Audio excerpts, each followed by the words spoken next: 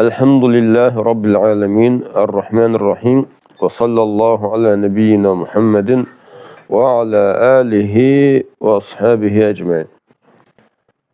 Barakallahu fikum qardaşlar, Allah subhanahu wa ta'ala sizə bərəkət versin. Allah subhanahu wa ta'ala müvəffəqiyyəti ilə kitabımızın davamını götürürük və burada qalmışdıq. Bəbul xavfi minəşşirk. Şirkdən qorxmaq fəsli. Şirkdən qorxmaq fəsli. Və müəllif rahimehullah burada ayə və hədislər gətirir, buyurur ki, və qulilləhi teala, Allah subhanahu ta'ala bu sözü, İnnəlləhə la yəğfiru ən yuşraka bihi və yəğfiru mə dunə zəlikə limən yəşə. Allah ona şərik qoşulmasını bağışlamır. Ondan aşağı günahları isə istədiyinə bağışlayır. Və qalil Xalil və Xalil yəni İbrahim aleyhisselam belə dedi, və cunubni və bəniyyə ən nə'budəl əsnəm. Məni və övladlarımı bütlərə ibadət etməkdən qoru. Və başqa hədisdə Allah Resulü sallallahu aleyhi ve sellem buyurur ki, əxvafu mə əxafu aleykum əşşirkul əsğar. Sizin üçün ən çox qorxduğum şey kiçik şirkdir. Və fəsuilə anh və onun haqqında soruşulduqda, yəni ki, kiçik şirk nədir? Nədir Allah Resulü sallallahu aleyhi və səlləm? Fəqalə ər-riyə. Allah Resulü sallallahu aleyhi və səlləm deyir ki, o riyadır. Və an ibn Məs'udun radiyallahu anhu ənə Resulullah sallallahu aleyhi və səlləm qal, mən mətə və huvə yəd'u lillahi niddən dəxələn-nər. Rəvahul Buxari. İbn Məs'ud radiyallahu anhu Allah Resulünün sallallahu aleyhi və səlləmin belə dediyi rəvat edir. Kim Allah'tan, yəni kim Allah'tan qeyrisini çağırdığı halda ölərsə, kim Allah'tan qeyrisini çağırdığı halda, Allah'tan qeyrisinə dua etdiyi halda ölərsə, o da yəni cəhənnəmə girər. Və li Muslimin an Cabirin radiyallahu anhu ənə Resulullah sallallahu aleyhi və səlləm qal, mən laqiyəlləhə la yüşriku bihi şeyən dəxaləl cənnə və mən laqiyəhu yüşriku bihi şeyən dəxaləl nər. Və İmam Müslim rahiməhəllahın səhihində Cabir radiyallahu anhu Allah Resulü sallallahu aleyhi və səlləm belə dediyini rəvat edir. Kim Allahla kim hər hansı bir şeyi Allaha şərik qoşaraq onunla görüşərsə, Allahın huzuruna çıxarsa, kim Allaha heç bir şey şərik qoşmadan Allahın huzuruna çıxarsa, Allahla görüşərsə cənnətə girər. Kim heç bir şeyi Allaha şərik qoşmadan Allahın huzuruna çıxarsa, Allahla görüşərsə cənnətə girər. Və kim də bir şeyi Allaha şərik qoşaraq Allahın qarşısına çıxarsa cəhənnəmə girər. Allah subhanahu qorusun. Və müəllif rahimehullah qardaşlar, burada baxın, müəllif rahimehullah nədir? Burada babın fəslinin adını nə gətirdi? Əl-xavfu minəşşirk. Şirkdən qorxmaq fəsli, şirkdən qorxmaq fəsli. Və həqiqətən müəllif rahiməhullahın nədir?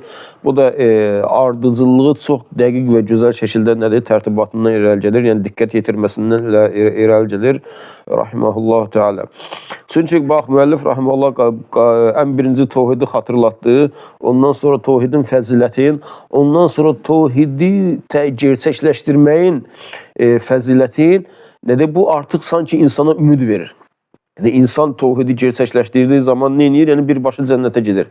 Və sonra da gətirdi ki, əl-xavfu minəşşirk. Bəbul xavfi minəşşirk.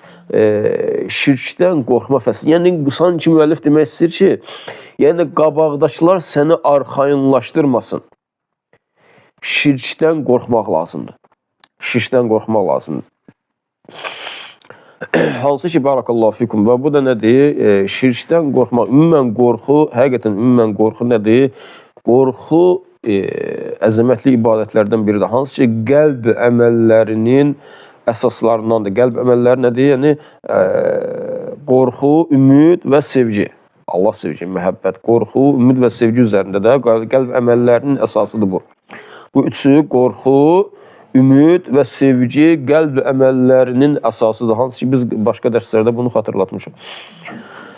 Və qorxu da həmin əzəmətli əməllərin biridir.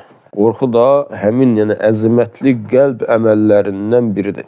Və bu 3 dənə əməl ki var, qorxudur, ümiddir, sevgidir. Bunlara muhərrikatul qulub, qəlbin mühərriki deyilir. Yəni qəlbi hərəkətə gətirən, yəni Allaha qarşı yönəlməyə, Allaha itaətə, ibadətə, Allaha asiliklərdən çəkinməyə yönəldən nədir? Əməllərdir bu üçü. Qorxu, ümid, bir də ki Allah sevgisi qulun qəlbin hərəkətə gətirən nədir? Əməllərdir və qəlb əməllərinin də əsasıdır. Və burada müəllif rahimehullah qorxu gətirir və ümumən qorxu haqqında müəllif rahimehullah inşallah kitabın yarısında hardasa xüsusi bab olaraq gətirəcək. İnşallah orada daha geniş təfsilatlı şəkildə zikr olunacaqdır. Ümumən burada qorxu, barakallahu fikum, qorxu Allahdan qorxmaq nədir? Öyüd nəsihət qəbul edənlərin, xatırlayanların nədir? Xüsusiyyətidir. Hansı ki Allah subhanahu nə deyir? Seyəzzəkəru mən yaxşa. Allahdan qorxanlar, Allahdan qorxan öyüd nəsihət götürəcəkdir. Və həmçinin qorxu hidayətin səmərəsidir, hidayətin meyvəsidir, faydasıdır. Allah subhanahu buyurur ki: "Və fi nusxatiha hudan və rahmetun lillezina hum li rabbihim yerhabun." Hansı ki Musa əleyhissalamın lövhələrində nə idi? Allah subhanahu onlar haqqında ki, oradakı yazılarda Rəbbindən qorxanlar üçün hidayət və mərhəmət vardır. Həmin o lövhələrdə Rəbbindən qorxanlar üçün hidayət və mərhəmət vardır. Və başqa ayda Allah subhanahu buyurur ki, elm əhlinin Allahdan qorxması. Yəni həqiqi olaraq Allahdan qorxanlar da məhz elm əhlidir. Hansı ki Allah subhanahu buyurur ki, İnnəmə yaxşallaha min ibadihil uləmə. Həqiqətən Allahdan yalnız alim qulları qorxar. Həqiqətən Allahdan yalnız alim qulları qorxar. Və Allahdan qorxmağın faydası böyüdür, qardaşlar. Allahdan qorxmağın, Allahdan təqvalı olmağın faydası əzəmətlidir. Allah subhanahu buyurur ki, وَلِمَنْ خَافَ مَقَامَ رَبِّهِ cənnətən. Rəbbinin huzurunda durmaqdan qorxanlar üçün 2 cənnət vardır. Subhanallah. Rəbbinin huzurunda durmaqdan qorxanlar üçün 2 cənnət vardır. O başqa ayda Allah subhanahu buyurur ki: "Zəlikə limən xafə məqami və xafə vəid." Bu həm huzurunda durmaqdan, həm də təhdidimdən qorxan kimsələr üçündür. Yəni Allahın huzurunda durmaqdan və həmçinin Allahın təhdidindən qorxan kimsələr. Və həqiqətən də barakallahu fikum dediyimiz kimi, yəni Allahdan qorxmaq, yəni əzəmətli salih əməllərdən biridir. Allahdan qorxmaq əzəmətli salih əməllərdən biridir. Hansı ki müəllif rahimehullah, yəni Muhammed ibn Abdülvahhab rahimehullah Kəşf-i Şübhətdə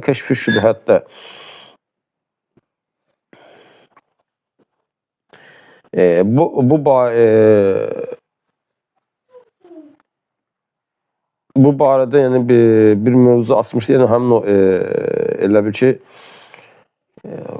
qorxu və ümid, yəni qorxu və ümid arasında, yəni qorxunun, ümidin və sevginin haqqında yəni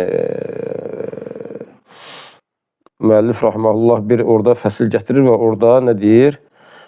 Orada elə bil ki bu üçünü də zikr eləyir Muhammed ibn Abdülvahhab rahimehullah. Və Allahdan qorxmaq.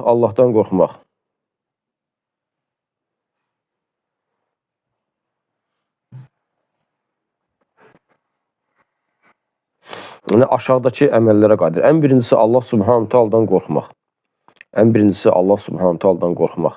Yəni Allah subhanahu taala'nın vəsifləri, sifətləri, hansı ki o sifətlər ki var, əzəmət sifətləri ki var, onları bilib ondan qorxmaq. Allah subhanahu taala'dan qorxmaq. Necə ki Allah subhanahu taala ayədə buyurur Quran-ı Kərimdə azizun zuntiqam. Yəni Allah subhanahu taala qüdrətlidir, əzizdir, qüdrətlidir və intiqam alandır. Allahın intiqamı şiddətlidir. Allahın əzabı da şiddətlidir, ağrıdıcıdır və Allahın günahkar qövmə göndərdiyi əzabın qarşısında heç kəs ala bilməz. Allah subhanahu taala qorusun. Allah subhanahu taala el-Qahhar. Yəni məğlub edilməyən hökmrandır. Hər bir şeyin mütləq hökmdarıdır. Mütləq hökmdarıdır Allah Subhanahu taala. Bunun üçün nə idi? Yəni qul bunu fikirləşdikcə, yəni Allah şiddətli intiqam alandır. Şiddətli intiqam alandır. Bunu fikirləşdikcə Allah Subhanahu taala qüdrətlidir. Yəni günahlara görə ondan intiqam almağa Allah Subhanahu taala'nın gücü çatır. Qul bunları Allah Subhanahu taala'nın əzəmət sifətlərini fikirləşdiyi zaman nə edir? Allah Subhanahu taala'dan qorxmağa başlayır. Hansı ki, necə ki, mələklər bu haqda deyirlər ki, Allah Subhanahu taala mələklərin haqqında deyir ki, "Yaxafuna rabbahum min fawqihim." Onlar deyirlər ki, yəni onlar, yəni mələklər üzərlərində olan Rəblərindən qorxurlar. Mələklər üzərlərində olan Rəblərindən qorxurlar. Həmçinin başqa ayədə "İnni axafullaha rabbel alamin." Başqa ayədə mən aləmlərin Rəbbi olan Allahdan qorxuram. Barakallahu fikum. İkincisi isə Allah sizə bərəkət versin, Allah Subhanahu taala'nın əzabından qorxmaq. Allah Subhanahu taala'nın əzabından qorxmaq. Hansı ki, Allah Subhanahu taala'nın əzabı, yəni ən əzəmətli, onun heç kəs nə deyir? Heç kəs onun kimi əzab verə bilməz. Allah Subhanahu taala qorusun. Yəni Allah Subhanahu taala'nın əzabı şiddətlidir. Və bunun üstündə qul bunu fikirləşdiyi zaman nə edir? Qul bunu fikirləşdiyi zaman Allah Subhanahu taala'dan qorxur, yəni günahlardan çəkinir və salih əməllərə yönəlir. Necə ki, Allah Subhanahu taala buyurur ki, "Zəlikə limən xafə məqami və xafə vəid." Bu o kəslər ki, onlar mənimlə yəni qarşılaşmaqdan və mənim təhdidimdən qorxarlar. Və başqa ayədə buyurur ki, Allah Subhanahu taala və yercuna rahmetahu və yaxafuna azabəhu. Onlar Allahın rəhmətinə ümid bəsləyir, onun əzabından qorxurlar. Və başqa ayədə buyurur ki, və limen xafə məqamə rabbihi cənnətən. Rəbbi ilə qarşılaşmaqdan qorxanlar üçün, Rəbbinin huzurunda durmaqdan qorxanlar üçün 2 cənnət vardır. Və burada alimlər demişdilər ki, burada Rəbbinin huzurunda durmaqdan qorxan üçün 2 cənnət vardır. Birincisi, yəni o kəs ki, Rəbbi ilə qarşılaşacağını bilir. Rəbbinin huzurunda duracağını bilir və bundan qorxur. Yəni Allah Subhanahu taala ilə qarşılaşacağını bilir və bundan qorxur. Onun üçün də nə edir? Salih əməllərə yönəlir, günahları tərk edir. Bir bu və ikincisi də nədir? O kəs ki, yəni Allah Subhanahu taala'nın onun üzərində qaim olduğunu, onun üzərində şahid olduğun hər bir etdiyi əməlin bildiyini bilir. Bilir ki, Allah Subhanahu taala onu görür. Allah Subhanahu taala el-alimdir. Er-raqib, eş-şəhid, hər bir şeyi müşahidə edəndir, hər bir şeyi görəndir, hər bir şeyi nəzarət edəndir və hər bir şeyi biləndir və hər bir şeyi öz elmi ilə əhatə etmişdir. Bunun üçün də nədir? Allah Subhanahu taala'dan qorxur. Necə ayədə deyilir, əfəmən huvə qaimun alə kulli nəfsin bimə kəsəbət. Hər kəsin qazandığını nəzarət edən Allah.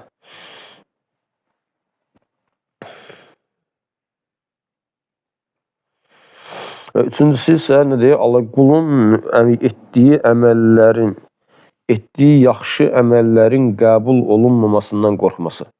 Qulun etdiyi salih əməllərin qəbul olunmamasından qorxması. Necə ki, ayədə keçir, وَالَّذِينَ يُؤْتُونَ مَا أَتَوْا وَقُلُوبُهُمْ وَجْلَةٌ وَقُلُوبُهُمْ وَجْلَةٌ أَنَّهُمْ إِلَى رَبِّهِمْ رَاجِعُونَ.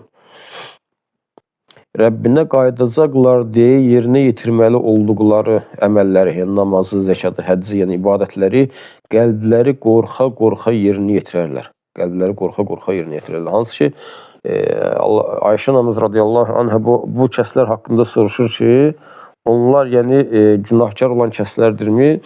Və Allah Rasuluna deyir, sallallahu aleyhi ve sellem, deyir, əksinə deyir, bunlar yəni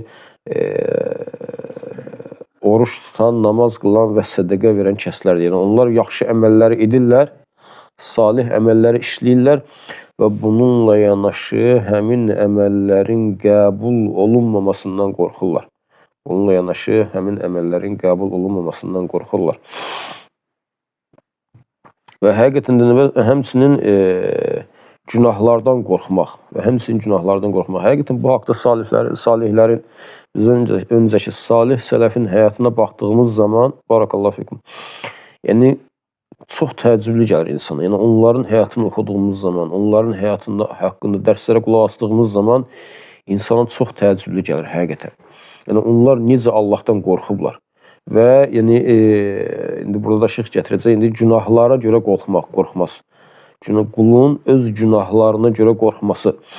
Necə ki, İbn Məsud radiyallahu anhudan gəlir ki, İnnəl mu'mini yara zunubəhu kəənnəhu qa'idun təhtə cəbəlin yəxafu ən yəqa aleyh. İbn Məsud radiyallahu anhu deyir ki, mümin öz günahların bir dağ kimi öz üzərində görür. Yəni, sanki bir dağdır üzərindədir. Və qorxur ki, başına düşəcək. Yəni, mümin kəs günah işlədiyi zaman öz günahların üzərində olan bir dağ kimi görür. Və bundan qorxur, sanki üzərində düşəcək bir dağ kimi görür. Yəni, birimiz necə olar, halı necə olar? Yəni, sanki başının üstündə bir dağ var. Yəni, nə deyir, başına düşəcək, düşməyindən qorxursa, yəni sənə həlak eləməsindən qorxursa. Və deyir, mömin də deyir, nə deyir, öz günahlarını elə görür. Öz günahlarını elə görür. Amma facir isə və innəl fəcirə yərə zunubəhu kəzubəbin mərrə alə ənfihi fəqalə bihi həkədə. Və deyir, amma facir bir kəs isə, nə deyir, günahkar, günaha öyrəşmiş bir kəs isə, Allah qorusun, öyrəşmiş bir kəs isə öz günahların burnunun ucuna qonmuş bir milçək kimi görür. Sanki belə eləyəcək udulsacaq. Yəni, Allahdan qorxmaq nə deyir, yəni günahlara görə qorxmaq da nə deyir, barakallahu fikum, yəni bu cür. Və həmçinin qulun yəni, günahlara düşməsindən qorxması, yəni qulun gələcəkdə günahlara düşməsindən qorxması. Necə ki, tabinlərdən gəlir ki, barakallahu fikum, deyir ki, ədraktu thələthine min əshabin nəbi sallallahu aleyhi və səlləm kulluhum yaxşən nifəq alə nəfsi. Deyir, Muhammed sallallahu aleyhi və səlləmin sahabələrindən 30 nəfərlə görüşdüm, 30 nəfər gördüm, 30 nəfərlə görüşdüm. Onların hamısı öz nəfsinə görə nifaqdan qorxurdu, subhanallah. Yəni, onlar öz nəfslərinə görə günaha düşməkdən, nifaqa düşməkdən qorxurdular, subhanallah. Bunlar kim idi? Bunlar Allah Rasulunun sallallahu aleyhi və səlləmin sahabələri idi. Və buna görə də qorxu nədir? Yəni, qul günahlardan qorxmalı dediyimiz kimi. Yaxşı, bu adi, yəni adi deyəndə, yəni şirkdən daha aşağı günahlardırsa. Yaxşı, bəs şirkdən qorxmaq necə? Yəni, şirkdən qorxmaq daha böyükdür, daha əzəmətlidir, barakallahu fikum. Yəni, biz deyirik, tohid əhli, tohidə neyinirik, əməl edirik. Amma şirk nədir? Yəni, bir qul tohidin tam gerçəkləşdirməz, hətta şirki bilib, öyrənib, ondan çəkinməliysə, barakallahu fikum. Və şirkdən qorxmaq, yəni şirk daha təhlükəlidir. Şirk həmin günahlardan, bütün günahlardan daha təhlükəlidir, barakallahu fikum.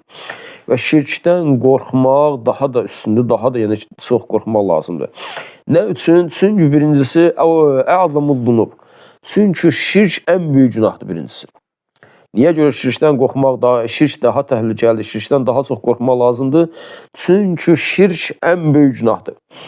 Və ikincisi, şirkin cəzası da ən böyük cəzadır. Allah qorusun, subhanallah. Yəni, şirk, birinci dedi ki, şirkdən qorxmaq daha çox qorxmaq lazım. Nə üçün? Çünki ən böyük günahdır və ikincisi isə şirkin cəzası da ən böyük cəzadır. Ən böyük günah olmasına dəlil Allah Rasulü sallallahu İbn Məsud radiyallahu anhdan gələn hədisdə deyir ki, Səəltün Nəbiyyə sallallahu aleyhi və səlləm Əyyüz zəmbə ə'zamu indəllah Qalə sallallahu aleyhi və səlləm Ən təc'ələ lilləhi niddən və huvə xaləqaq. Subhanallah. İbn Məsud radiyallahu anhu deyir ki, Allah Rasuluna sallallahu aleyhi və səlləmdən soruşdum ki, Allah yanında ən əzəmətli, ən böyük günah hansıdır? Allah Rasulü sallallahu aleyhi və səlləm deyir ki, Allah səni yaratdığı halda sənin artıq Allaha ortaq qoşma, şərik qoşma. Allah səni yaratdığı halda sənin kiminsə Allaha tay tutma, kiminsə Allaha şərik tutma. Hansı ki, bu da nədir? Bu da nədir? Üzərində ittifaq olunmuş bir əməldir. Yəni, şirk ən böyük günahdır. Və dindən bilinməsi zəruri olan məsələ, yəni hansı ki, dində bilinməsi zəruri olan məsələlərdir. Hansı ki, şirk, Allaha küfr etmək nədir? Günahların, mütləq olaraq günahların ən böyüdür. Barakallahu fikum.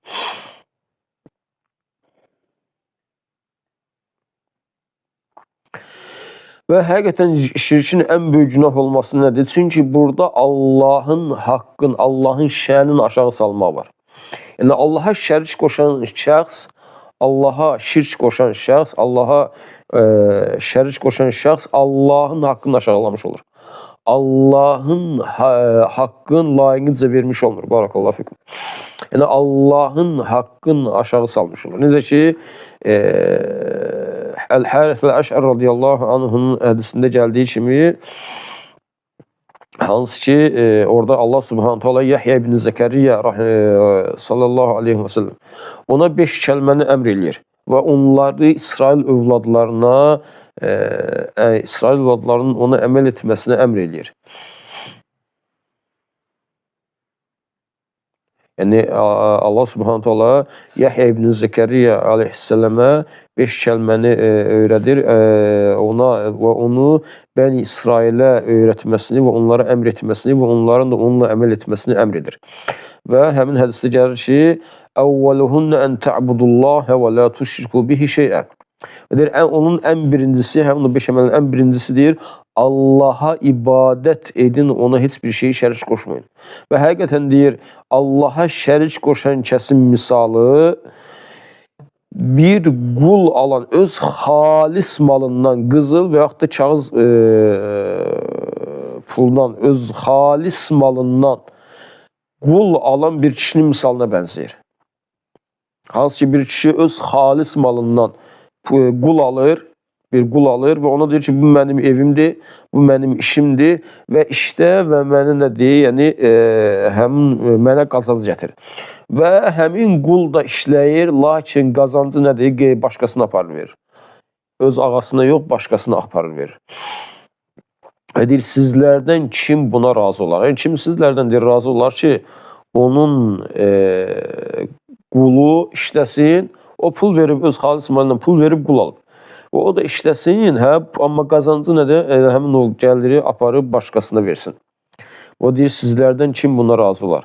Və deyir, Allah subhanahu bizi insanları yaratdığı halda, onları ruzləndirdiyi halda, onlara bol-bol nemətlər bəxş etdiyi halda, necə olar ki, onlar da Allah subhanahu taalanı qoyub başqasına yalvarsınlar, başqasına dua etsinlər, başqasından istəsinlər, başqasına nəzir desinlər, başqasına qurban kəssinlər. Məyər ağıl sahibləri bunu fikirləşmir. Və həmçinin burada ikincisi, şirk qoşmaqda, yəni ən böyük günahdır. Çünki şirk qoşmaqda nədir? Allaha qarşı inatkarlıq var. Allaha qarşı inatkarlıq var və Allaha şərik qoşan kəs Allaha qarşı inatkarlıq etmiş olur. Allah subhanahu taala qulu nə üçün yaradıb? Allahı Allahı təkləşdirmək üçün, yalnız Allaha ibadət etməsi üçün. Necə ki, Allah subhanahu taala buyurur ki, وَمَا خَلَقْتُ الْجِنَّ وَالْإِنْسَ إِلَّا لِيَعْبُدُونَ Mən cinləri və insanları yalnız mənə ibadət etsinlər deyə yarattım. Yəni, qulun yaranma məqsədi, bizim yaranma məqsədimiz, bizim yaradılışımızdakı hikmət, insanların yaradılışındakı hikmət yalnız Allah subhanahu wa ta'ala ibadət etməkdir. Allaha şərik qoşan kəs nə edir? Yəni, Allaha ibadəti tərk edir, Allahdan qeyrisini etmiş olur, Allahdan qeyrisinə ibadət etmiş olur ki, bu da Allahın qəzəbin qazanmağa haqq etmiş olur, Allah qorusun. Və üçüncüsü, həmçinin şirk ən böyük zülmdür. Necə ki, ayədə keçdiyi kimi, bildiyimiz kimi, İnnə şirkə lə zulmun azim. Həqiqətən şirk ən böyük zülmdür. Və necə də olmasın? Çünki şirk qoşan kəs başqa bir məxluqu, zəif, aciz bir məxluqu, naqis bir məxluqu, aləmlərin Rəbbi olan, nöqsansız olan pak Allah subhanahu ta'alaya tabi tutmuş olur. Necə ki, ayədə keçir, Tallahi in kunnə ləfi dalalin mubin, iz nusavvikum bi rabbil aləmin. Deyir, vallahidir, yəni qiyamət üçün Allaha şərik qoşanlar deyəcək ki, vallahi biz açıq-aşkar zəlalət içindəydik, olmuşuq.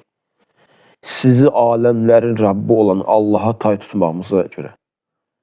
Yəni, biz açıq-aşkar zəlalət içərisində olmuşuq, sizi aləmlərin Rəbbi olan Allaha tay tutmuşuq. Təsəvvür edin, subhanallah, günümüzdə insanlar var, çağırırlar, ay filan Seyid, filan kəs, yəni mələklərə ibadət edən, cinə ibadət edən, seyidə, hansı salih insanlara ibadət edənlər nədir? Qiyamət günü Allah Subhanahu bizləri və zürriyyətimizi qorusun. Qiyamət günü deyəcəklər ki, vallahi biz açıq-aşkar azğınlıq içərisində olmuşuq.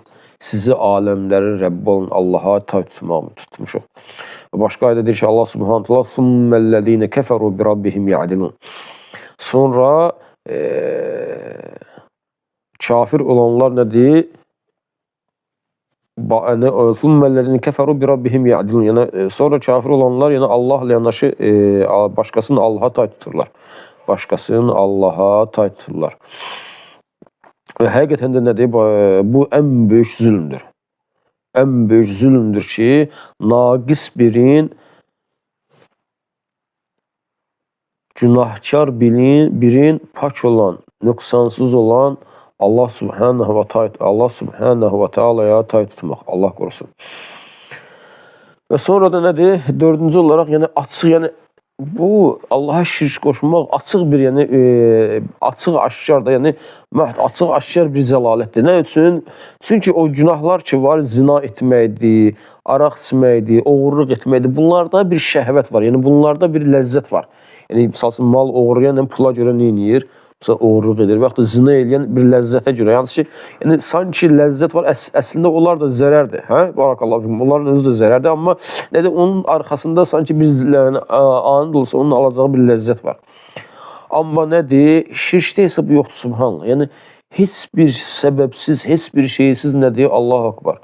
Sən ən böyük günah etmiş olursan, hansısa bir naqis bir kəsi Allah Subhanahu və Taala'ya tay tutmuş olursan, Allah qorusun. Amma bu nədir? Bu şirkin ən böyük günah olması. Və ikincisi isə şirkin cəzasının ən böyük cəza olması. Şirkin cəzasının ən böyük cəza olması nədir? Bu elə bir günahdır ki, Allah Subhanahu bu günahı bağışlamır. İnnallâhe lâ yaghfiru en yushraka bihi ve yaghfiru ma dûne zâlike limen yeşâ. Həqiqətən Allah ona şirk qoşulmasını bağışlamır. Allah ona şirk qoşulmasını bağışlamır. Burada yəni tövbə əgər qul tövbə edərsə Allah Subhanahu şirki bağışlayır. Yəni tövbədə şirk bağışlanır. Tövbə bütün günahları bağışlayır. Yəni burada kim, yəni Allah ona şirk qoşulmasını bağışlamır. Yəni tövbə etməsə bağışlamır. İnşallah Subhanahu Taala Hristiyan, Allaha şərik qoşan nəsara Hristiyanlar haqqında deyir ki, "Əfələ yətubuna ilallah və yəstəğfirunə vallahu gafurur rahim." Onlar Allaha tövbə edib ondan bağışlanma diləməzlərmi? Allah bağışlayandır, rəhm edəndir. Həmçinin başqa ayədə nədir? Allaha şirk qoşanlar haqqında demişdir ki, "Qul lillezine keferu in yantahu yughfar lahum ma qad salaf." Kafirlərə de ki, onlar bu işlərinə son qoyub əl çəksələr, yəni Allaha tövbə etsələr, İslam'a girsələr, onların əvvəl etdikləri hamısı nədir? Onlara bağışlanır. Və bu haqda ayələr çoxdur. Amma şərik qoşub və Allaha tövbə etmədən gedənlər isə Allaha tövbə etmədən, nədir? Şirk qoşub ölənlər isə nədir? Allahın rəhmətindən ümidini üzəcəklərini ki, Allah Subhanahu buyurur, Allah qorusun. Ulaike yaisu min rahmeti. O kəslər mənim rəhmətimdən ümidlərini üstülər. Allah qorusun. Və ikincisi, yəni ikinci şirkin cəzası ən böyük cəzadır. Çünki şirk bütün əməlləri, salih əməlləri yoxa çıxardır. Qul gecə gündüz namaz qılsın. Gündüzləri oruç tutsun. Nə qədər sədəqələr versin. Amma şirk etdiyi zaman nə deyir? Subhanallah, həmin o salih əməllər yoxa çıxmış olur. Necə ki, Allah Subhanahu buyurur ki, وَلَوْ أَشْرَكُوا لَحَبِطَ عَنْهُمْ مَا كَانُوا يَعْمَلُونَ. Onlar əgər şirk qoşsaydılar, onların bütün etdikləri əməllər boşa çıxardı. Allah Subhanahu bunu bilirsiniz kimlər haqqında deyir? Ənam surəsində 77-ci ayədə, orada ondan qabaqki ayələrdə 18 dənə peyğəmbərin adı kesilir. Bu həm Quranda ən çox peyğəmbər adı keçən səhifədir, surədir. Orada 18 peyğəmbərin adı kesilir və onun dalınca Allah Subhanahu onlar haqqında deyir ki, وَلَوْ أَشْرَكُوا لَحَبِطَ عَنْهُمْ مَا كَانُوا يَعْمَلُونَ. Əgər onlar şirk qoşsaydılar, onların əməlləri puça çıxardı, subhanallah. Bəs onlardan aşağı dərəcədə olan insanlar necə? Onlardan aşağı səviyyədə olan insanlar necə? Allah qorusun. Və başqa ayda Allah Subhanahu buyurur. Bax, Allah Subhanahu öz peyğəmbərinə, sevimli peyğəmbərinə Muhammed sallallahu aleyhi və səlləmə xəlilinə deyir ki: "Və laqad uhiyə ileykə və iləllezine min qablikə in əşrakte ləyəhbətanna amaluk." Sənə və səndən öncəkilərə belə vəhy olundu ki, əgər şirk etsən, Allaha şərik qoşsan, bütün əməllərin boşa çıxacaq. Bütün əməllərin boşa çıxacaq. Allah Subhanahu qorusun. Və həmçinin yəni şirkin cəzası ən böyük cəzadır. Çünki Allaha şərik qoşan kəsin cənnətə girməsi haramdır. Yəni cənnət Allaha şirk qoşan kəsə haramdır. Necə ki Allah Subhanahu buyurur: "İnnehu men yushrik billahi faqad harramallahu aleyhi'l cenneh və ma'vahun nar və ma liz-zalimin min ansar." Deyir, kim Allaha şərik qoşarsa, Allah ona cənnətə haram edər. Allah qorusun. Kim Allaha şərik qoşarsa, Allah ona cənnəti haram edər və onun gedəcəyi yer cəhənnəmdir. Zalimlara heç bir köməkçi olmaz. Zalimların heç bir kömək edəni olmaz. Heç bir köməkçi tapılmaz. Və subhanallah, bunları fikirləşdiyi zaman, barakallahu fikum, yəni şirkin bu şeyə, bu əməl, yəni bu nəticələri gətirib çıxardığını fikirləşdiyimiz zaman, yəni ki, bütün əməlləri boşa çıxardır, yox eləyir. Nə qədər salih əməl işləyirsən işdə. Cənnətə girməyə haram eləyir. Allah Subhanahu bunu bağışlamır. Bunları fikirləşdiyimiz zaman nədir? Bu əməldən qorxmağa dəyməzmi? Yəni bu əməl nədir? Qorxmağa dəyməzmi? Onun üçün nədir? Barakallahu fikum, bu əməllərdən qorxmayan, bu əməldən, şirkdən qorxmaq lazımdır. Hansı ki, müəllif rahmehullah da bunu, yəni bu babı məhz bunun üçün açmışdır ki, yəni həmin o təvhidə ümid verən əməllərdən sonra bunu gətirmişdir ki, şirkdən qorxmaq lazımdır. Şirkdən qorxmaq lazımdır.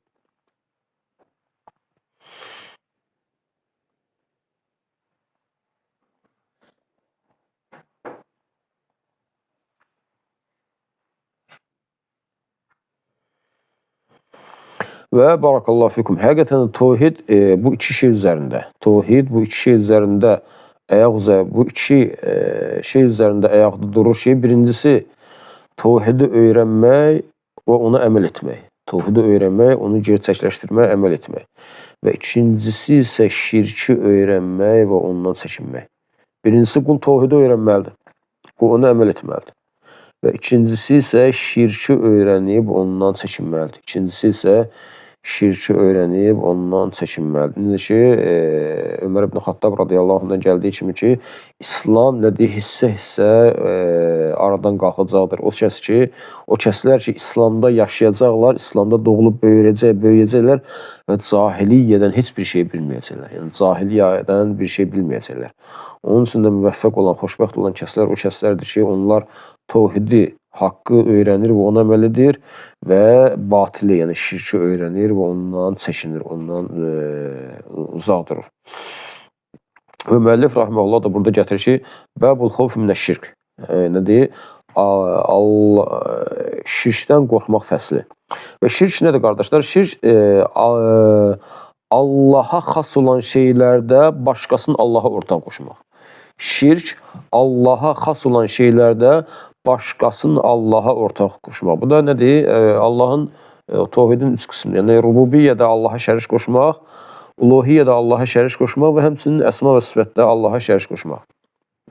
Bu üç şeydə Allaha şərik qoşmaq. Və şirk neçə qismə bölünür? Barakallahu fikum. Alimlərdən deyən var şirk 2 qismə bölünür və alimlərdən deyən var şirk 3 qismə bölünür. Böyük şirk, şirkun əkbar, böyük şirk, şirkun əsğar, kiçik şirk və şirkun xafi və gizli şirk. Amma Allah daha doğrusunu bilir. Barakallahu fikum. Allah daha doğrusunu bilir. O gizli şirk zaten nədir? Kiçik şirkin də içinə girə bilir, böyük şirkin də içinə girə bilir. Gizli şirk bu ikisinin də içinə girə bilir. Yəni şirk deyək ki, 2 qism. Yəni həm böyük şirk və kiçik şirk. Gizli şirk isə nədir? Kiçik şirk, böyük şirkə də girə bilir, kiçik şirkə də girə bilir. Sadəcə alimlər bunu, yəni bu nədir? Sanki ümumdur, onda bir xüsus var. Xüsusi olan bir şeyi həmin ümumdan çıxardıb ayrıca qeyd edirlər. Nədir? Onun əhəmiyyətinə görə. Onun əhəmiyyətinə görə. Barakallahu fikum. Aydındır? Yəni bu məsələ dərslərdə zikr olunub. Yəni kiçik şirk, misal üçün insan böyük şirkə girməsi, insan nədir? Bütə səcdə edə bilər. Hansı ki bu zahirdir, hə? Və yaxud da qəlbində nədir? Qəlbində hansısa bir salihin xeyir və yaxud da zərər verdiyini etiqad edə bilər. Bu da nədir? Yəni bu əslində böyük şirkdir, amma nədir? Gizlidir. Xafi, gizlidir, hə? Amma böyük şirkdir. Allah qorusun, İslamdan çıxardındır. Və eləcə də kiçik şirk. Kiçik şirkdə, məsələn, riya kimi, indi gələcək, hədis gələcək. Yəni bir insan and içə bilər, Allaha and içə bilər, bu zahirdir, hə? Və yaxud da gizli ola bilər, nədir? Qəlbdə insan özün başqasına göstərməsi kimi. Bu da həm yəni xafi, həm gizliyə girir, həm də nədir? Həm böyük şirkə, həm də kiçik şirkə daxil ola bilər. Barakallahu fikum. Burada misal üçün alimlər niyə görə o xafi şirki də zikr edirlər həmçinin? Yəni onun elə bir ki, ona diqqət yetirmək babından. Çünki zikr olunmasa sanki yaddan çıxır. Yəni misal üçün adicə bax, deyir ki, ibadətin, necə alimlər buyurur, ibadətin qəbul olunması üçün 2 şərt lazımdır. İxlas və tabiçilik. İxlas zaten tabiçiliyin içərisindədir. Yəni Allah, yəni ixlassızdırsa bu Allah Rasulullah sallallahu əleyhi və səlləmin tabiçiliyi yoxdur burada. Elədir qardaşlar, barakallahu fikum. Amma yəni alimlər bu ixlası zikr edirlər ki, nə üçün? Çünki yəni daim xatırlasın, qulun yadından çıxmasın. Yəni ixlas bu çox mühüm olduğuna görə. Yəni nədir? Yəni əməl Allah üçün olmalıdır. Yəni ixlas zaten tabiilik Allah Rasulullah sallallahu aleyhi və səlləmə tabiçiliyin içərisində ixlas var. Çünki əgər ixlas yoxsa zaten Allah Rasulullah sallallahu aleyhi və səlləmin tabi olmayıb. Və alimlər bunu qeyd edirlər, barakallahu fikum. Nədir? Yəni ixlas yəni yaddan çıxmasın, yəni daim yadda olsun. Barakallahu fikum. Allah sizə bərəkət versin. Və Allah subhanahu taala yəni bildiyimiz kimi şirkin də nədir? Şirkin də əhkamları var, usulları var və təfsilatı var və bu kitabda zaten nədir? Bu haqda Allah subhanahu müvəffəq etsin axıra qədər götürməyə. Yəni təvhidin təfsilatı və həmçinin şirkin təfsilatı haqqında bu kitabda inşallah yəni gözəl şəkildə bəyan olacaqdır. Allah subhanahu müvəffəq etsin. Və sonra müəllif rahimehullahın bu ayəni şərh edir, gətirir. İnnallahə la yaghfiru an yushraka bihi və yaghfiru ma dun zalika limen yasha. Həqiqətən Allah ona şirk qoşulmasını bağışlamır. Ondan aşağı günahları isə istədiyinə bağışlayır.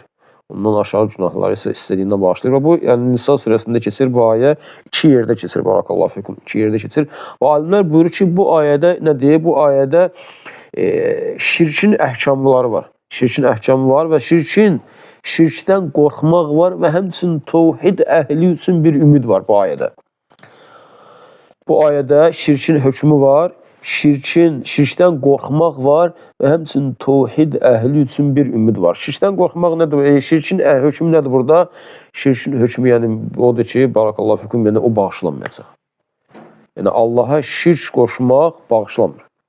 Allaha şərik qoşmaq bağışlanmayacaq. Yəni bu bağışlanmaz bir günahdır. Və şirkdən qoşmaq, yəni bu açıq-aşkar, əgər bağışlanmırsa deməli nə etmək lazımdır? Qorxmaq lazımdır, şirkə düşməkdən Allah qorusun.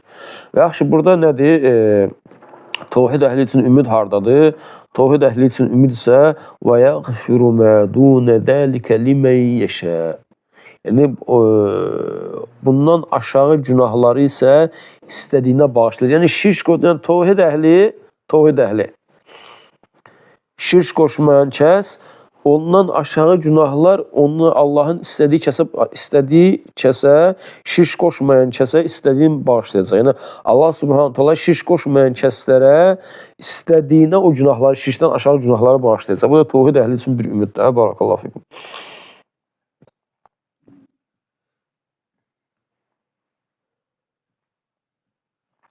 Və həmçinin bu ayədə alimlər bir şeydə ixtilaf etmişlər. Barakallahu fikum. Bu ayəyə kiçik şirk də daxildir, yoxsa daxil deyil?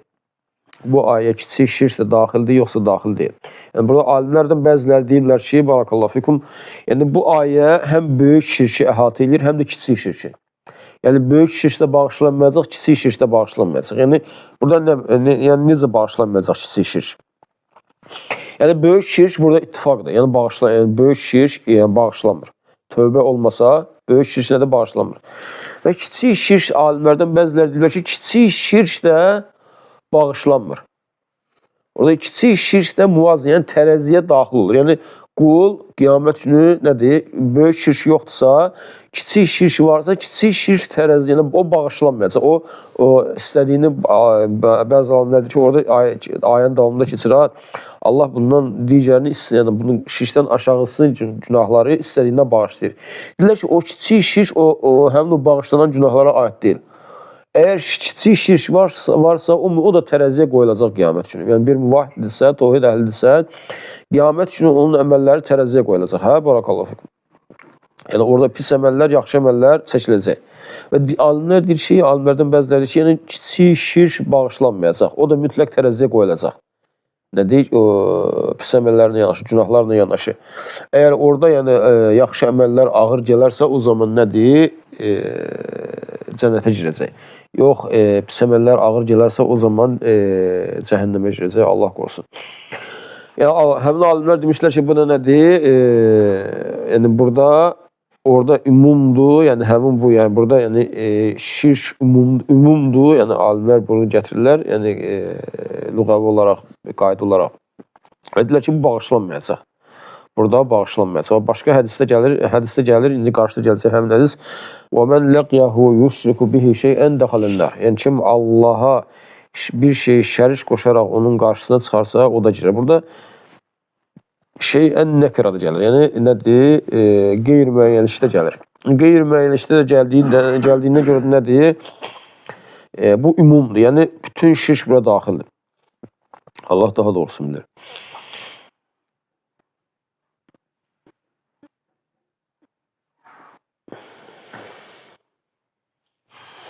Deməli, birinci alimlər deyirlər ki, burada kiçik günah bağışlanmır və o da tərəziyə qoyulacaq.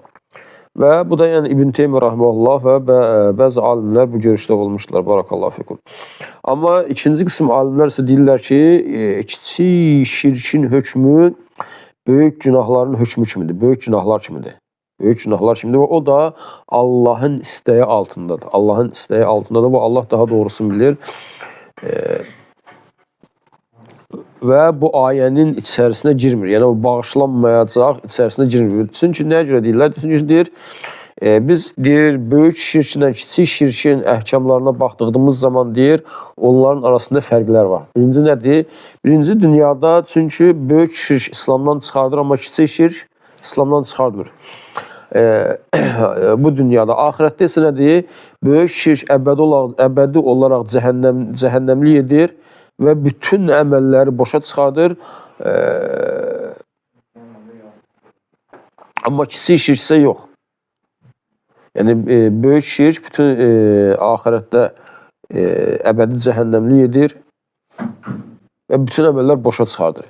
Kiçik şirk isə yox. Yəni, kiçik şirk nədir? Ahirətdə kiçik şirk qoşsa, əgər böyük şirk yoxdursa, kiçik şirk olsa belə, cəhənnəmə düşsə belə, əbədiyyən cəhənnəmdə qalmayacaq və o cəhənnəmdən çıxacaq, tövhid əhli cəhənnəmdən çıxacaq. Və həmçinin bütün əməlləri nə etmir? Batil etmir. Yəni, kiçik şirk, indi qarşıda gələcək necə olur, hansı əməllər batil etmir. Onun üçün də həmçinin demişlər ki, ikinci qism alimlər demişlər ki, bu ayədə keçən ki, İnna Allah lə yəğfiru ən yüşraka bih. Allah ona şirk qoşulmasını bağışlamır. Burada məqsəd böyük şirkdəndir. Burada məqsəd böyük şirkdəndir. Çünki başqa ayələrə baxdığımız zaman, yəni gələn ləfslər, oradakı şirk ləfsləri nədir? Böyük şirkə aid olur. Misal üçün, ayədə keçir ki, İnnəhu mən yüşrik billahi fəqad hərramallahu aleyhil cənnə və məvəhunlər. Yəni, yuxarıda oxuduğumuz ayə, kim Allaha şirk qoşarsa, Allah ona cənnətə haram edər. Burada ittifaqla böyük şirkdir. Burada ittifaqla böyük şirkdir. Amma belə baxanda umumda gəlib. Yəni, umumda gəlib. Burada alimlər demirlər ki, burada kiçik şirkə də aiddir. Burada ittifaqla böyük şirkdir. Və yaxud da başqa birisi ayədə وَلَوْ أَشْرَكُوا لَحَبِطَ عَنْهُمْ مَا كَانُوا يَعْمَلُونَ. Əgər onlar şirk qoşsaydılar, onların bütün əməli boşa çıxardılar. Burada nədir? Böyük şirkdir. Və alimlər deyirlər ki, yəni bu naslara, həmin bu ayələrə baxdığımız zaman görürük ki, burada nədir? Burada şirk, yəni şəriətdə gələn bu şirk ləfsi böyük şirkə aid olunur. Onun üstündə nədir? Kiçik şirk bura daxil deyil. Eləcə də həmin ayədəki şirkdə oradan da məqsəd, yəni böyük şirkdir, kiçik şirk deyil. Allah daha doğrusu bilir.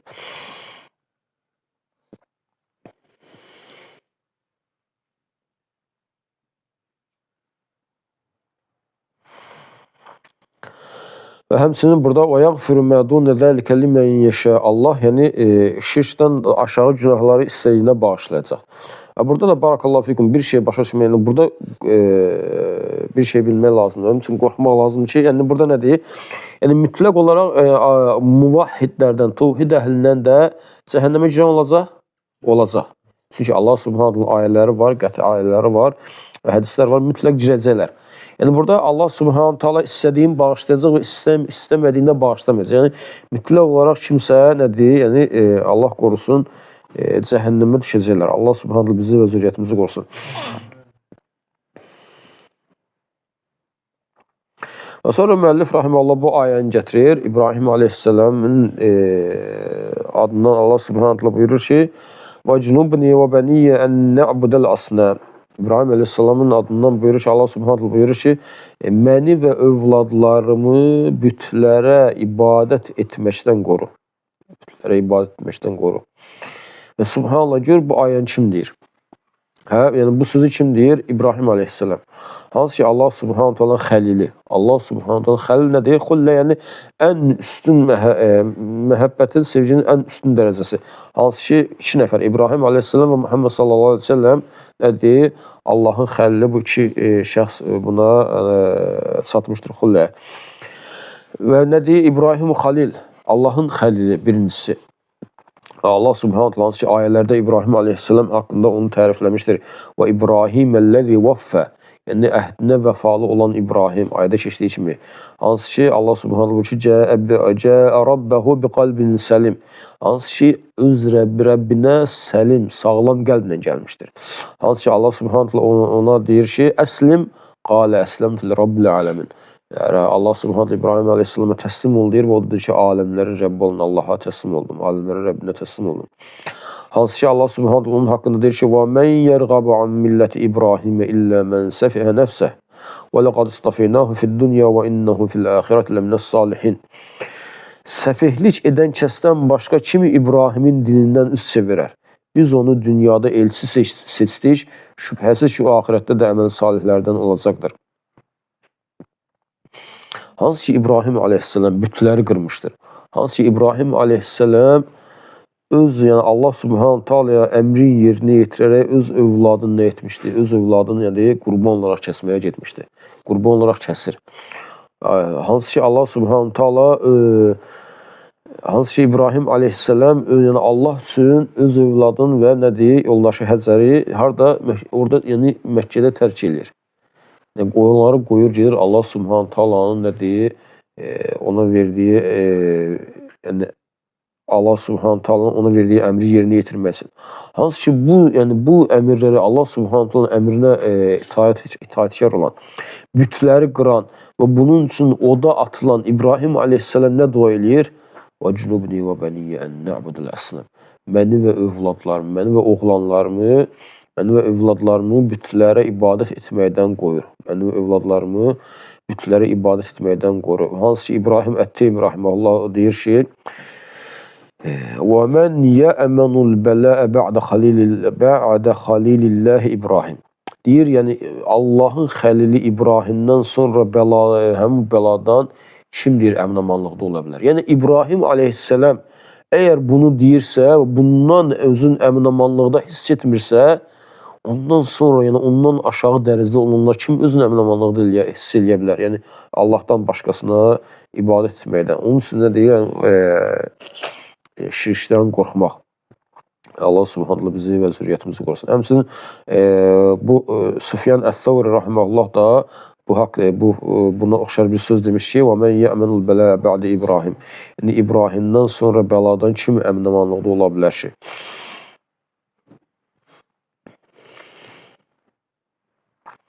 Və İbrahim əleyhissalam əgər bütlərə ibadət etməkdən, şirkə düşməkdən qorxurdusa, Bəs ondan başqa insanlar, ondan aşağı dərəcədə olan insanların halı necə olmalıdır? Allah Subhanahu taala bizləri qorusun.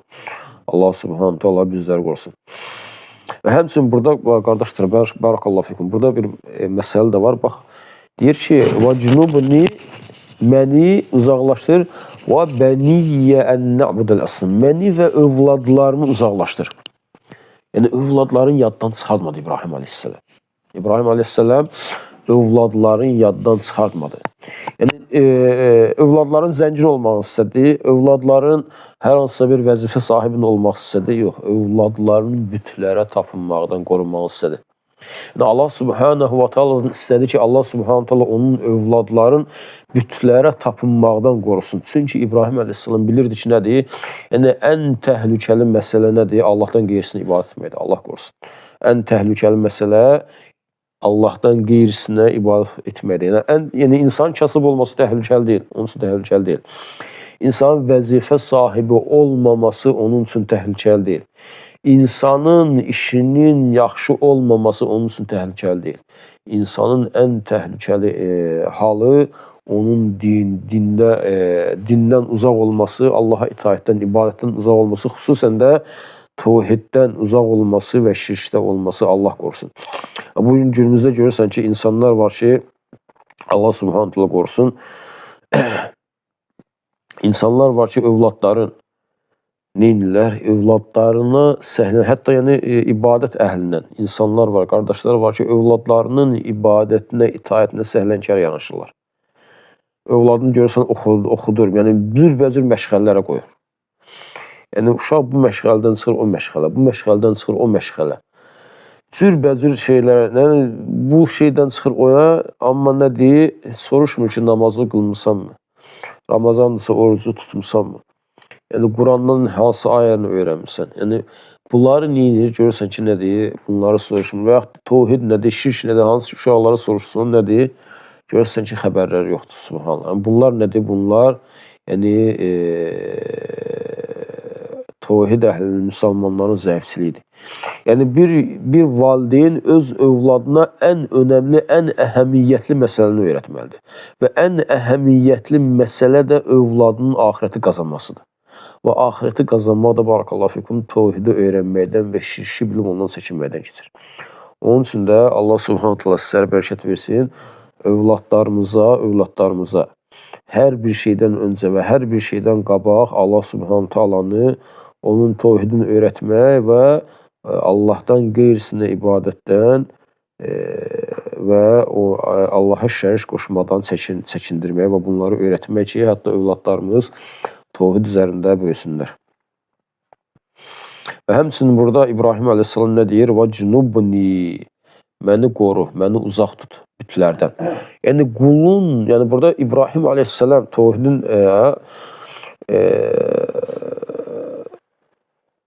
bütləri qıran, tövhidin babası, tövhidin atası, deyir ki, məni uzaq tut bütlərə ibadət etməkdən. Demir, yəni öz gücünə güvənmir, yəni özünə arxain olmur. Allah Subhanahu wa ta'aladan istəyir. Yəni burada da bir şey başa düşmək lazım ki, müvəffəqiyyət nədir? Müvəffəqiyyət yalnız Allah Subhanahu wa ta'aladandır. Müvəffəqiyyət yalnız Allah Subhanahu wa ta'aladan. Yəni bütlərdən uzaq durmaq da, tövhidə yönəlmək də, bunlar hamısı Allah Subhanahu wa ta'alanın müvəffəqiyyəti sayəsindədir. Və sonra deyir ki, İbrahim aleyhisselam nə deyir? Yəni, Rabbi innəhunnə adlalnə kəsiran minən-nəs. Ey Rəbbim, həqiqətən onlar insanların çoxunu azğınlığa salıblar. İnsanların çoxunu azğınlığa salıblar. Yəni, İbrahim aleyhisselam nə üçün qorxur? Həmin, yəni bütlərə ibadət etməyin yayıldığı üçün. Yəni, onun bütlərə ibadət etmək yayılıb, insanların çoxu azıb, məni və övladlarımı bundan qoru. Və günümüzdə isə, subhanallah, günümüzdə isə bu nədir? Allah qorusun. Günümüzdə görürsən ki, nədir? Sosial şəbəkələrdə, yəni nədir? Cürbəcür din çıxır. Cürbəcür insanlar çıxır. Cürbəcür şeylər çıxır. Yəni, övladlarımızı, özümüzü və övladlarımızı qorumalıyıq. Yəni, özümüz görürsən, biri nəmin çıxıb nəyə dəvət edir? Biri çıxıb, yəni, adam heç baş asmır ki, yəni, hansı dindir, hansı nədir? Yəni, biri hədisləri inkar edir, biri qurucu, yəni, zaten Quranı da inkar edirlər. Yəni, cürbəcür nədir? İnsanlar çıxıb cürbəcür nədir? hoqqabazlar çıxıblar ki, Allah Subhanahu bizləri və zürriyyətimizi qorusun. Yəni şübhələr daha geniş yayılıb. Şübhələr daha geniş yayılıb. Hansı ki, insanlara daha çox azdırırlar.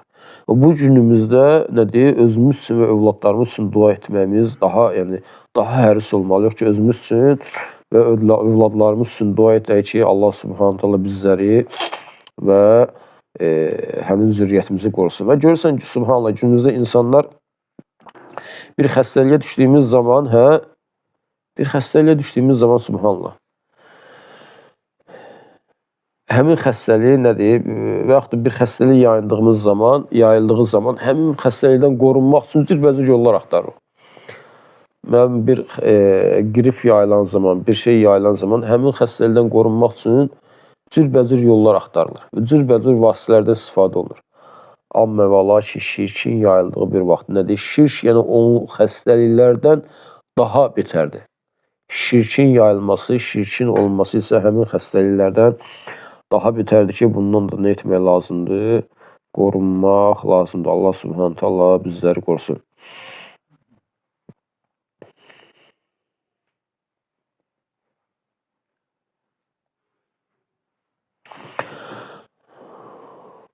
Və burada sonra İbrahim Aleyhisselamın ayədə keçir: "Fəmən təbi'ni fəinnehu minni." Kim mənə tabe olarsa o məndəndir.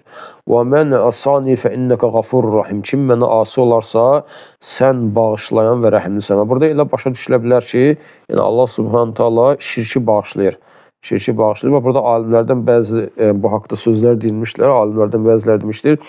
Və alimlərdən bəziləri demişdilər ki, burada nədir? Şirk bizdən öncəki ümmətlərdə şirk baş verdiyi zaman bağışlanırdı. Amma bu nədir? Bu doğru, yəni bu doğru görüş deyil, yəni xata bir görüşdür. Çünki şirk bizdən öncəki ümmətlərdə də və bizdə də nədir? Bağışlanmayan bir günahdır. Çünki bizim ümmət digər öncəki ümmətlərə qarşı daha üstündür. Əgər bizdə bağışlanmırsa, deməli onlarda nədir? Daha bağışlanmır. Bəzi elm əhli demişdilər ki, bu duanı İbrahim Aleyhisselam, yəni şirkin bağışlanmayan bir günah olduğunu bilməmişdən qabaq etmişdir. Amma bu da nədir? Bu da nədir? Uzaq bir görüşdür, doğru görüş deyil. Allah daha doğrusu bilir. Və başqa üçüncü alimlərdən bəzi alimlər demişdilər ki, yəni kim mənə asi olarsa, yəni şirkdən başqa şeylərdə mənə asi olarsa, sən bağışlayansan və rəhimlisən. Yəni şirkdən başqa şeylərdir. Və bəzi alimlər isə demişdilər ki, və mən asani, yəni kim mənə asi olarsa, fəəşrəkə thümmə təb, yəni şirk qoşar və sonra tövbə edərsə, sən bağışlayansan, rəhimlisən. Yəni şirk edib tövbə edənləri. Və başqa 5-ci olaraq alimlər demişdilər ki, və mən asani, yəni şirk edərsə, fərhəmhu ya Allah. Yəni ey Rəbbim, sən ona rəhm et, onu təvhidə müvəffəq et və sonra onu yəni təvhidə müvəffəq et, yəni şirkdən qutarsın, tövbə etsin və onun şirkini ona bağışla. Yəni təvhidə yönəldikdən sonra, təvhidə döndükdən sonra və şirkə tövbə etdikdən sonra. Və sonra həmçinin burada yəni İbrahim Aleyhisselam bu duasına cavab verilibmi, verilməyibli? Ki, Allahım məni və övladlarımı bütlərə ibadət etməkdən qoru. Bütlərə ibadət etməkdən qoru. Bu duaya cavab verilibmi, verilməyibmi? Və alimlərdən bəzi deyilmişlər ki,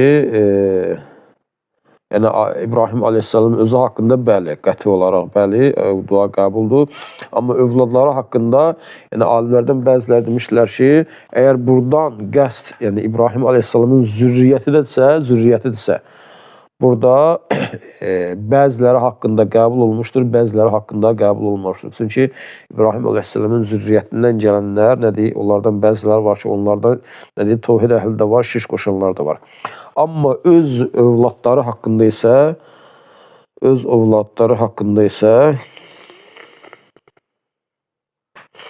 onlar haqqında nədir? Qəbul olunmuşdur. Onlar haqqında qəbul olunmuşdur.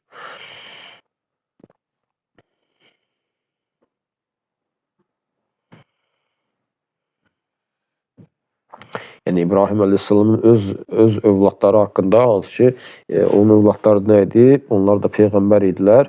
onlar haqqında da qəbul olunmuşdur. Əgər oradan məqsəd öz övladlarıdırsa, o haqda qəbul olunmuşdur. Yox, məqsəd zürriyyətidirsə, dediyimiz kimi zürriyyəti haqqında onların bəzi haqqında qəbul olunmuşdur, bəzi haqqında isə yox. Necə ki, ayədə keçir ki, və minil zürriyyətihimə. Onların zürriyyətindən, o da İshak və deyir, muhsinun və zalimun li nəfsihi mubin. Yəni, onların zürriyyətindən, yəni muhsin olan kəslər və öz nəfsinə, açıq-aşkar öz nəfsinə zülm edən kəslər vardır. Sonra gəlir ki, hədisdə vaxt var, çoxdur. Və sonra hədisdə gəlir ki, barakallahu fikum, əxvafu mə əxafu aleykum əşşirkul əsğar. Allah Resulü sallallahu aleyhi və səlləm buyurur ki, sizin üçün qorxduğum şey, ən çox qorxduğum şey, sizin üçün ən çox qorxduğum şey kiçik şirkdir. Kiçik şirkdir. Və bu haqda soruşulur ki, fəsuilə anh fəqalə ər-riya. Bu haqda soruşulur ki, yəni kiçik şirk nədir ya Resulullah? Deyir, ər-riya, yəni riya. Riya. Baxın, Allah Resulü nə deyir sallallahu aleyhi ve sellem? Əxvafu mə əxafu aleykum əşşirkul əsğar. Sizin üçün qorxduğum, ən çox qorxduğum şey deyir, kiçik şirkdir. Və deyir, nədir o? Deyir, riya. Riya nədir? Allah subhanahu bizləri qorusun. Yəni, bunu Allah Resulü sallallahu aleyhi ve sellem kimə deyir? Sahabələri deyir. Hansı ki, sahabələr nə deyir? Sahabələr, yəni ən üstün imanlı. Yəni, bizim ümmətin ən üstün imanlısı sahabələrdir. Ən tohidi, ən güclü olanlar da məhz sahabələrdir. Və Allah Resulü sallallahu aleyhi və səlləmə daha çox bağlı olan da, ona daha çox itaat edən də məhz sahabələrdir. Və Allah Resulü sallallahu aleyhi və səlləm onlar haqqında deyir, onlara deyirsə ki, sizin üçün ən çox qorxduğum şey kiçik şirkdir, yəni riyadır. Bəs bizim halımız necə olmalıdır, bizim aqibətimiz necə olmalıdır? Allah subhanahu teala bizləri bağışlasın. Allah subhanahu teala bizləri əf etsin. Başqa hədisdə Allah Resulü sallallahu aleyhi ve sellem deyir ki, Ələ uxbirukum bimə huvə əxvafu indi aleykum minəl məsih-i dəccəl. Allah Resulü sallallahu aleyhi ve sellem deyir ki, sahabələrə, sizin üçün Məsih-i Dəccəldən, yəni daha çox qorxduğum bir şey haqqında sizə xəbər verirmi? Hansı ki, Məsih, o şey haqqında sizin üçün daha çox qorxuram, nəinki Məsih-i Dəccəldən. Yəni, o şey haqqında sizin üçün daha çox qorxduğum şey haqqında xəbər verirmi? Hansı ki, o nədir? Onun haqqında Məsih Dəccəldən daha çox qorxuram. Və sahabələr deyirlər ki, bəli, ya Rasulallah, deyir ki, əşşirkul xafi. Və deyir ki, o deyir, gizli şirkdir, deyir. Hansı ki, deyir, kişi durur, deyir, namaz qılmağa və onu görən başqa bir kişi üçün nədir? Namazını gözəlləşdirir. Onu görən başqa bir kişi üçün namazını gözəlləşdirir. Və riya da nədir? Barakallahu fikum, riya da kiçik şirkdir. Riya da kiçik şirkdir. Və hədisdə keçdiyi kimi.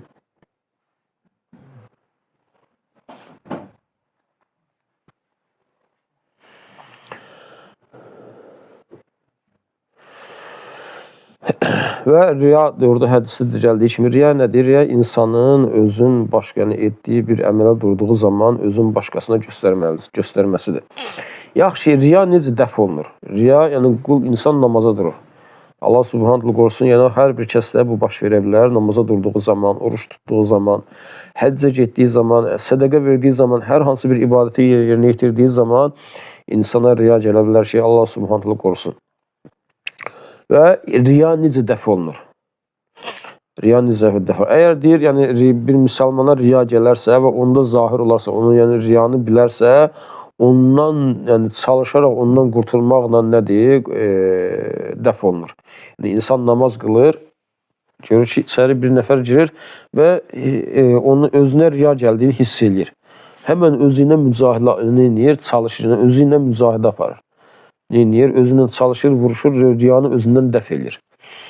Və ikincisi isə nədir? Özü bilmədən. Hansı ki, riyanın ona gəlməsini özü də hiss eləmir.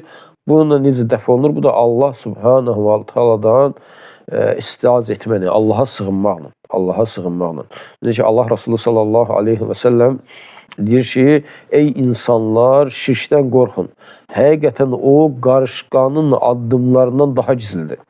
Və deyir ki, ya Rasulallah, yəni soruşulur ki, yəni əgər o qarışqanın addımlarından daha gizlidirsə, ondan necə qorxaq? Allah Resulü nədir sallallahu aleyhi ve sellem deyir ki, deyin, Allahümme inna na'udhu bikə ən nüşrikə bikə şeyən nə'ləmuh və nəstəğfiruka limə la na'ləmuh. Deyin ki, ey Allahım, biz bilərəkdən bir şey sənə şərik qoşmaqdan sənə sığınırıq və bilmədiklərimizə görə də səndən bağışlama dilərik. Bilmədiklərimizə görə də səndən bağışlanma dilərik. Deməli, qul nə edir? Yəni Allah Subhanahu taala'dan, yəni şirk qoşmaqdan, riyaya düşməkdən Allah Subhanahu taala sığınır və bilməyərək etdiklərinə görə də Allah Subhanahu taala'dan bağışlanma diləyir.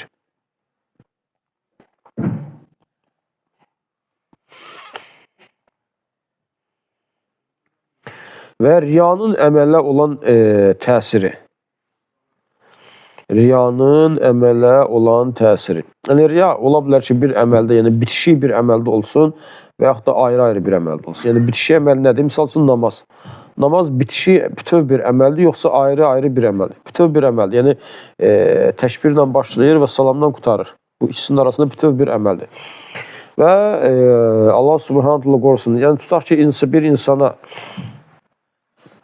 namazda riya gələrsə, əgər yəni, riya ilə əmələ başlayarsa, bütün bir əmələ. Əməl yoxdur. Allah qorusun. Tutaq ki, namaz qılır. Namaza başlayır. Meclisə girdi, namaza başlayır. Görür ki, misal filan kəs var. Hər hansı bir şəxsdir. Özün ona göstərmək üçün namaza başlayarsa, başladı misal üçün. Görür ki, filan kəs baxır, durum filan kəs baxır, durdu bir dənə namaz qılmağa. Və namazın yarıcısını, İyyəkə nə'budu və İyyəkə nəstəin. Bura çatanda sanki belə silkələndi ki, mən burada deyirəm ki, yalnız sənə ibadət edirəm, yalnız səndən kömək istəyirəm, özümü bana göstərirəm, filan kəsə göstərirəm, özün düzəldir. O əməl qəbuldur, yəni sonrasını düzəldir.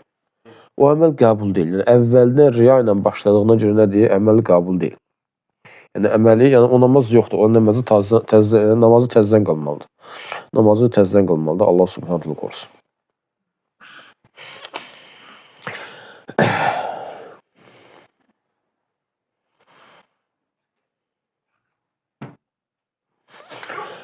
İkincisi isə əməlin əsnasında qula riya gələrsə. Əməlin əsnasında, məsələn, qul namaza başlayıb və namazın ortasında, yəni Allah üçün başlayıb namaz qılmağa. Namazın ortasında riya gəlir. Və bilir ki, ona riya gəldi və başlayır özünə mücahidə etməyə, özünə mübarizə aparmağa və riyanı Allahın izni özündən dəf eləyir.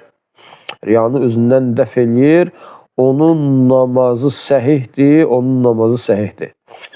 Və hətta onun savabından da heç bir şey azalmır. Onun namazından da heç bir şey azalmır. Əgər əməl ayrı-ayrı əməldirsə, misal üçün, qul 1000 manat pul sədəqə vermək istəyir. Misal üçün, çıxardır, misal üçün, bilir ki, misal üçün, 10 dənə kasıb var. Misal, ikisinə gedəndə birincidə ixlaslı olur Allah üçün, ikincidə ixlaslı olur Allah üçün, üçüncüdə verəndə, misal üçün, görür, insanlar görür, riya gəlir. Üçüncü riya ilə verir. Dördüncünü də riya ilə verir. Qalanlarını da nədir? İxlasla verir. Bu ayrı-ayrı əməllər olduğuna görə nədir? O 2 dənə ixlassız olaraq verdiyi ondan qəbul deyil. Amma o birisi əməllər isə nədir? O ixlasla verdiyi əməllər isə ondan qəbuldur. Amma bütün bir əməl olduqda isə dediyimiz kimi, əgər başlıqda riya ilə əmələ başlayırsa, ondan qəbul olunmur. Hətta ortasında qayıtsa belə. Amma yox, əməlin əsnasında ona riya gələrsə və onu dəf edərsə, o ondan qəbul olunur və əməlindən də bir şey əksilmir. Və yox, yəni sonradan Allah üçün əmələ başlayıb və sonradan riya gəlir və o cürdə davam edirsə, qutarırsa, Allah daha doğrusunu bilir. Yəni alimlərdən gələn görüş, səhih olan görüş, daha doğrusu həmin əməldə yoxdur. Əgər riya ilə qurtararsa. Və biz qeyd etmişdik, barakallahu fikum, dərslərdə götürmüşük, ixlas əməldə harada olmalıdır? əvvəldə, ortada və əməl bitdikdən sonra. Yəni bu əməlin bu üç yerində də ixlas qorunmalıdır. Yəni elmin təzimində götürmüşdük bunu, elmdə ixlas olmaqda. Yəni ixlas əməldə bu üç yerdə də qorunmalıdır. İxlas əməldə bu üç yerdə qorunmalıdır. Əməlin əvvəlində, əmələ başlayarkən Allah üçün başlamalısın. Əməlin ortasında, əməlin əsnasında da əməl nədir? İxlası qorumalısan. Və əməldən sonra da nədir? İxlası qorumalısan. Yəni, həmin əməli nədir? İnsanlara riayət üçün, insanlara eşitdirmək üçün deməməlisən. Yaxşı, qul ixlasla, yəni əməli Allah üçün edib, amma əməldən sonra nə edir? Onu eşitdirir. Əməldən sonra onu eşitdirir.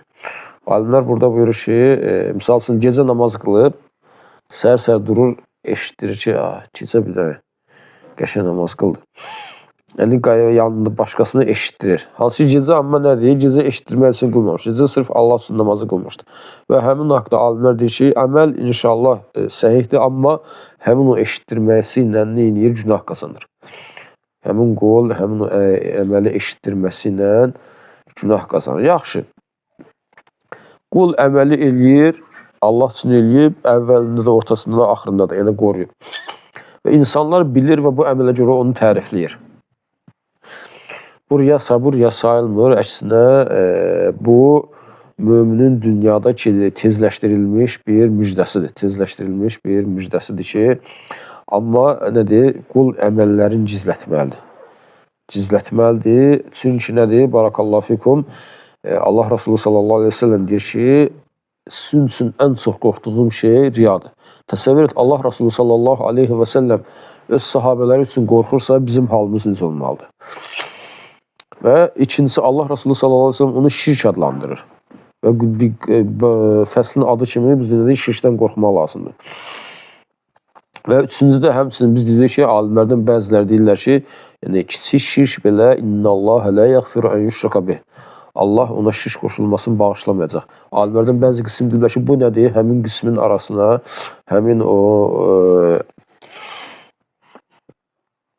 yəni o bağışlanmayan şirkə daxil olur. Allah daha doğrusunu bilir.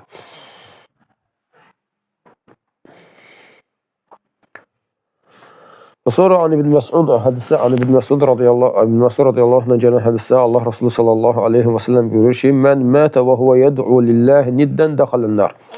Kim Allahla yanaşı başqasını çağırdığı halda ölərsə, cəhənnəmə girər. Kim Allahla yanaşı başqasını çağırdığı halda ölərsə, cəhənnəmə girər. Və subhanallah, Allah qorusun. Allah qorusun. Həqiqətən də bax, biz bir qarşıdakı hədislərdə də nə deyək keçdi? Allah Rasulullah sallallahu aleyhi və səlləmdən soruşur, İbn Məsud radiyallahu anh soruşur. Deyir ki, Allah yanında ən əzəmətli günah nədir? Deyir ki, Allah səni yaratdığı halda ona ortaq qoşmaq. Burada da hədisdə keçən nə idi? Kim Allahla yanaşı başqasına dua edərsə, başqasını çağırarsa, və bu halda ölərsə cəhənnəmə girər, subhanallah. Günümüzdə nə qədər insanlar var, görsən nədir? Hansısa bir, yəni, heç əslən salih olmayan bir insanı çağırırlar. Və yaxud da insan salih olub, həmin insanı çağırırlar. Və yaxud da nədir, görsən, Peyğəmbərdən nədir, gedib istəyən, qəbrində misalsın, gedib Peyğəmbərdən istəyənlər var, yəni birbaşa özündən istəyənlər var. Və yaxud da misalsın, görsən, yəni sahabələrdə, misal, görsən Əlidən, Həsəndən, Hüseyndən və yaxud da başqa nədir, salih insanlardan istəyənlər var, subhanallah, onlara dua edənlər var, onları çağıranlar var ki, onlar neyinlər, subhanallah, onlar bu şirkin nə qədər təhlükəli, nə qədər, yəni aqibətin nə qədər acınacaqlı olmasından xəbərsizlər. Yəni, hansı ki, Allah subhanallah ta'ala onları hidayət etsin, Allah subhanallah onları islah etsin və haqqa yönəltsin. Hansı ki, bax, Allah subhanallah Quran-ı Kərimdə deyir ki, وَأَنَّ الْمَسَاجِدَ لِلَّهِ فَلَا تَدْعُوا مَعَ اللّٰهِ أَحَدًا. Həqiqətən bütün məscidlər Allaha məxsusdur. Və Allahla yanaşı heç kəsə dua etməyin, heç kəsi çağırmayın. Allahla yanaşı heç kəsə dua etməyin, heç kəsi çağırmayın. Subhanallah, burada nə deyir? Əhədə burada nəkiradadır. Yəni qeyri-müəyyən işdədir. Və bu da nədir? Bu ümum ifadə edir, ümum bildirir. Yəni Allahla yanaşı Allahdan başqa heç kəsə dua etmək olmaz. Nə mələklərə dua etmək olmaz. Nə mələklərdən kömək istəmək olmaz, nə də başqa bir şey istəmək olmaz. Nə peyğəmbərlərdən bir şey istəmək olmaz. Nə Əlidən, Allah onlara razı olsun, nə Həsəndən, Hüseyndən, Allah onların hər ikisindən razı olsun. Nə də başqa bir salih insanlardan heç bir şey istəmək olmaz. Və yaxud da görürsən, insanlar var, nədir? Yəni, salih olmayan daşdan, ağacdan, dəmirdən, nədir? Heç bilinmir şey kimdir, nədir? Onlardan gedib öz ehtiyaclarını istəyirlər ki, bunlar hamısı nədir? Yəni, bunlar hamısı Allah Subhanahu Taala'ya şirk qoşulmaqdır, ortaq qoşulmaqdır ki, onun da aqibəti nədir? Əbədi cəhənnəmdir. Allah Subhanahu Taala bizləri qorusun və zürriyyətimizi qorusun. Allah Subhanahu Taala bizləri və zürriyyətimizi qorusun. Və şirkin də yəni Allah haqqında nə qədər yəni Allahın haqqın aşağılamaq olduğunun qarşıda bəyan elədi. Barakallahu fikum. Və sonraki hədisdə, Cabir radiyallahu anhdan gələn hədisdə Allah Rasulü nədir sallallahu aleyhi ve sellem? Mən laqiyallahə la yüşriku bihi şeyən dəxaləl cənnə və mən laqiyahu yüşriku bihi şeyən dəxaləl nar. Burada deyir ki, Cabir radiyallahu anh deyir ki, kim Allahla ona heç bir şeyi şərik qoşmadan görüşərsə, Allaha heç bir şeyi şərik qoşmadan Allahla görüşərsə, cənnətə girər. Və kim də bir şey Allahla ona bir şeyi şərik qoşaraq görüşərsə, Allahın qarşısına çıxarsa, o da cəhənnəmə girər, Allah qorusun. Və burada biz yəni cənnətə girər, Allaha heç bir şeyi şərik qoşmadan Allahla görüşərsə cənnətə girər və burada biz deyirik ki, nədir? Qabaqçı dəstlərdə, yəni ya birbaşa cənnətə gedər, hesabsız və əzabsız. Hesabsız və əzabsız. İkincisi, yenə yəni cənnətə girər, yəni cəhənnəmə girmədən cənnətə girər, sadəcə günahları ona ərz olunar, ona göstərilər. Birincidə hesab olunmayacaq və əzab olunmayacaq. Birinci nədir? O 70 min hədisində ki, onların hesabları, yəni onların nə hesab var, nə də sorğu-sual var, nə də əzab var. Onlar birbaşa cənnətə. Allah Subhanahu bizləri onlardan etsin. Və ikincisi isə hesabları onlara ərz olunacaq. Amma nədir? Sadəcə göstəriləcək. Amma nədir? Münaqişə olunmayacaq. Yəni dərinliyinə gedilməyəcək. Sadəcə onlara ərz olunacaq. Onlar da birbaşa cənnətə gedəcəklər. Və üçüncüsü isə nədir? Yəni cəhənnəmə düşdükdən sonra təvhid əhli olsa belə cəhənnəmə düşdükdən sonra yəni günahlarına görə cəhənnəmə düşdükdən sonra cənnətə gedəcəklər.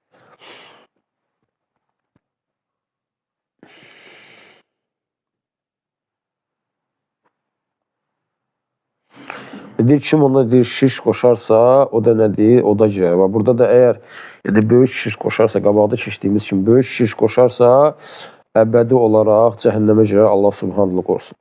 Yox, əgər kiçik şirk qoşarsa, o zaman nədir?